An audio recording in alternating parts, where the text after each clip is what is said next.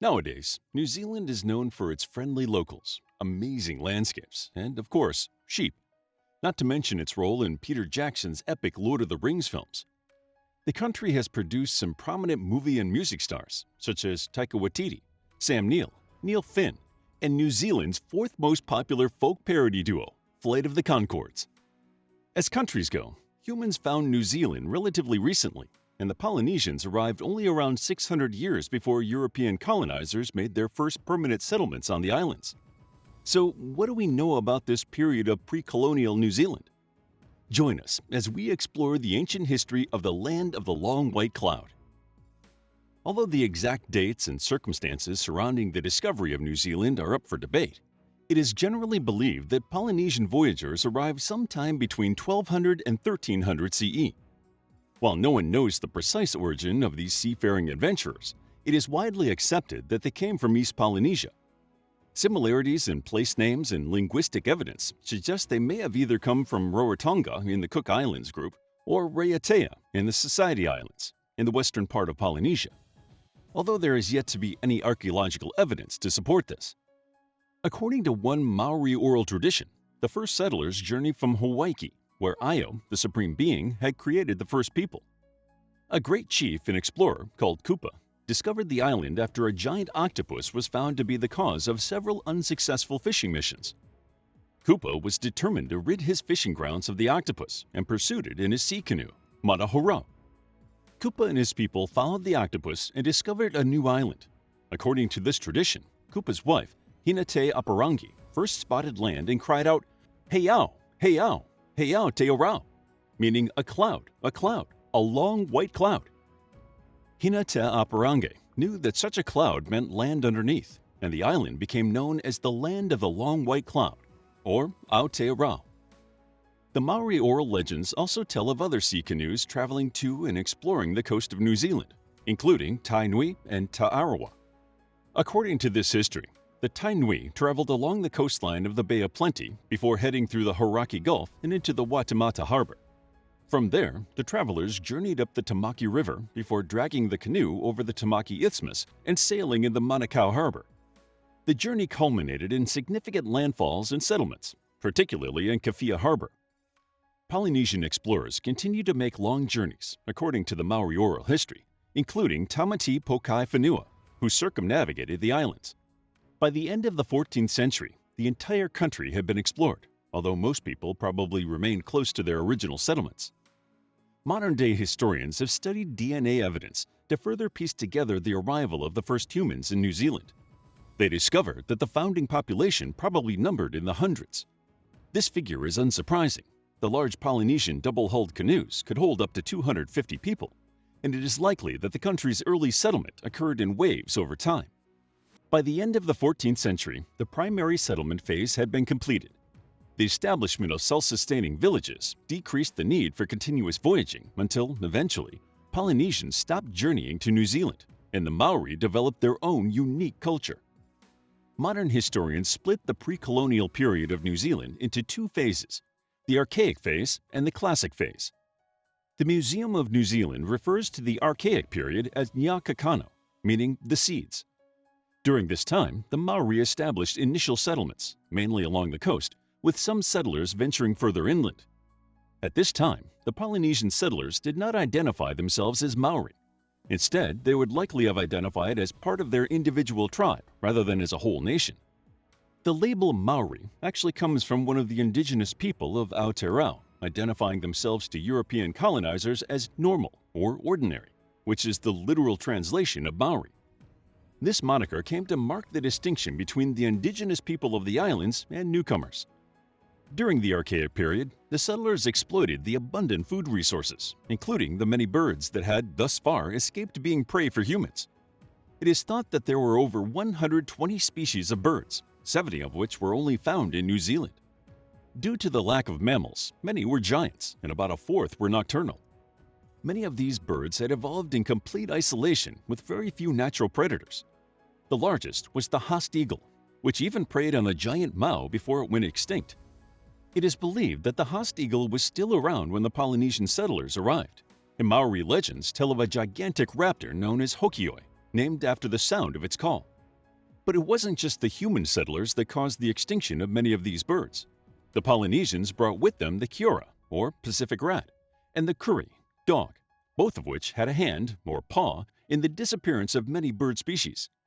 The humans certainly played their role, though, and the enormous flightless birds with no concept of human predators were easy pickings for the settlers.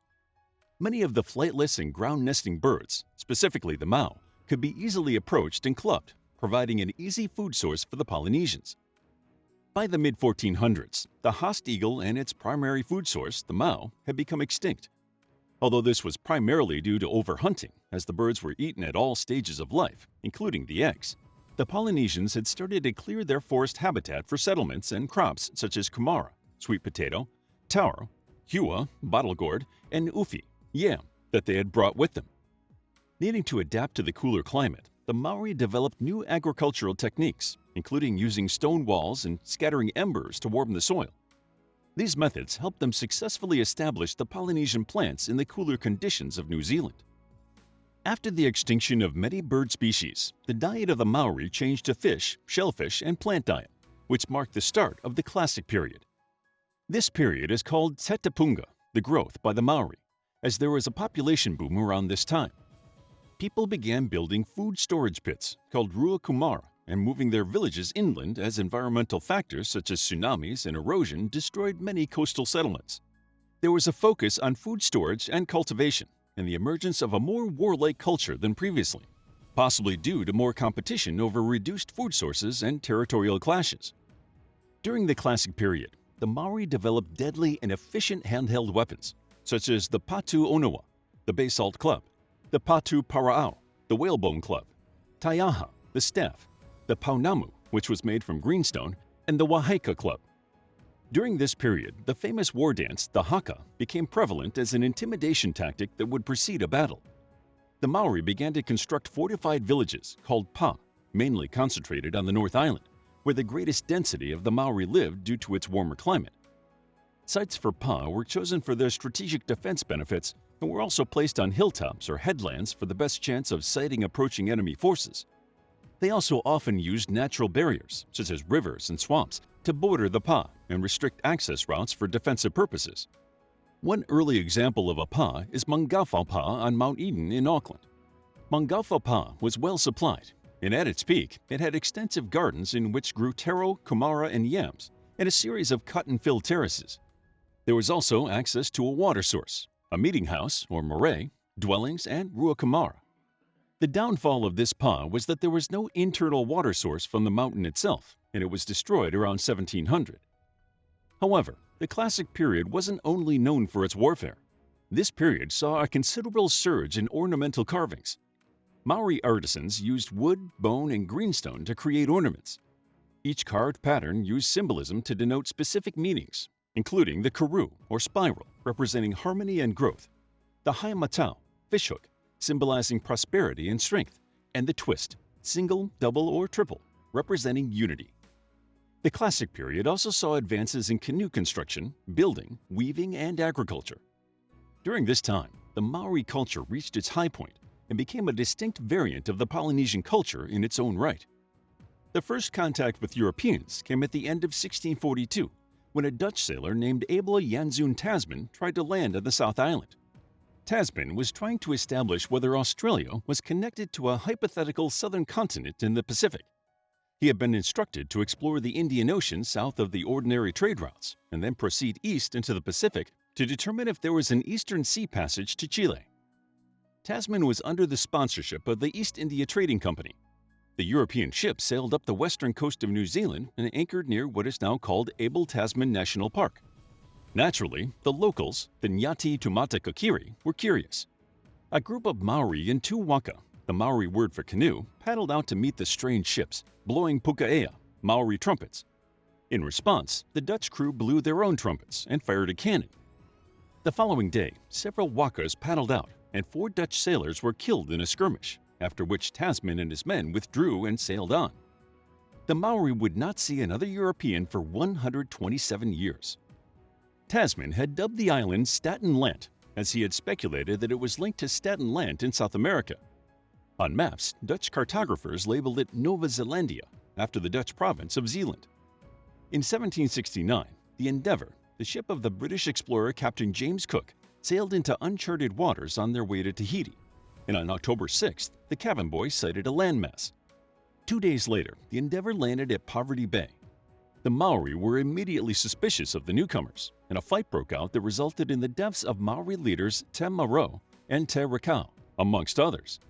Cook established that New Zealand, the anglicized version of the Dutch name, was not the undiscovered southern continent, but brought it to the attention of the European powers. Whalers, missionaries, and traders soon made the journey to the islands. By 1840, the increasing European presence culminated in the British formally annexing the islands through the Treaty of Waitangi, spelling the end of the Maori sovereignty and the beginning of the colonial era.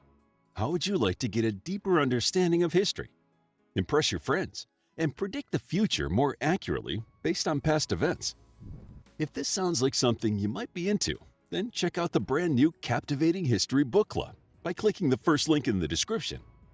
To learn more about New Zealand, check out our book, New Zealand, a captivating guide to the history of the land of the long white cloud and the Maori people. It's available as an ebook, paperback, and audiobook. Also, grab your free mythology bundle ebook while it's still available. All links are in the description. If you found the video captivating, please hit the like button and subscribe for more videos like this.